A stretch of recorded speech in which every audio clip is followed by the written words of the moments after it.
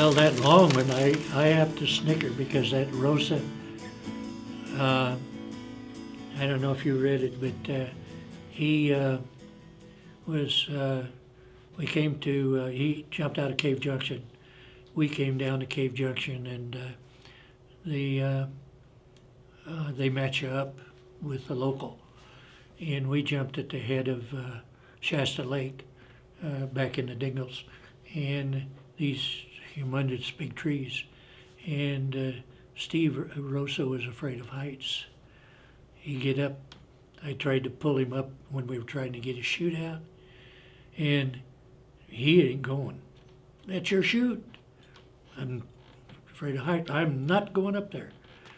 So I went up and got the deal. But he became an astronaut, if you can imagine. Of course, I went into the Air Force, and he, of course, had to go Air Force and then into astronaut training. So it's rather strange, you know. But I think probably conquering fear was another lesson that is really good. It has been very good for me because when anything happens now, it's not a shake and a panic until afterwards. Everything is calmed down, and then you think about it because everything is just snap, snap, snap. This particular case is I was jumping with Melvin Northcott, and we were in the North Cascades up by Black Lake, and there was a lot of ridges and whatnot, but there wasn't really any openings for a landing place. So you're probably going to end up in a tree one way or another. And so we jumped out, and the wind kept changing direction. And so we really didn't have a whole lot of time in guiding the chute where you're going to land. Melvin, of course, jumped first, and I was second. And he landed in a fir thicket. And I came down and the top of a tree, which we called cat's paws. It was lots of limbs that had lots of V's all up. And as I came into the tree, my left leg wedged in a V. Shoom. My right foot I'm standing on a limb, but I'm stuck because I can't pull my leg out from the force that I went into the tree. And I was uphill probably maybe 150 feet or so from where the fire was. And it was smoldering around a great big pine tree.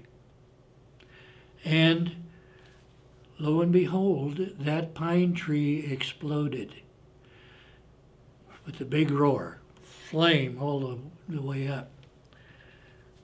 Scared, man, I was shaking because you don't think of death. We were trapped. I'm trapped in that tree. I can't move, can't get out. And of course, I was really shaking, and I clamped my hands together real hard to control the shake. And as it turned out, I had some pretty good fingernails at that time, and I put almost bloodied fingernails into the palm of my hand when I got control enough to start reacting. I unzipped the leg that was trapped, and then take off or get out of the wedge that I'm in. Now I'm up off of the ground, and I don't have time to thread the rope through your harness to go down. Man, I chucked out and zoom right down to the ground. Almost fell out of the tree getting down. And Melvin, in the fir tree, he had already started his let down. And the noise and whatnot scared him, so he shut his harness and shimmied down the tree to get down.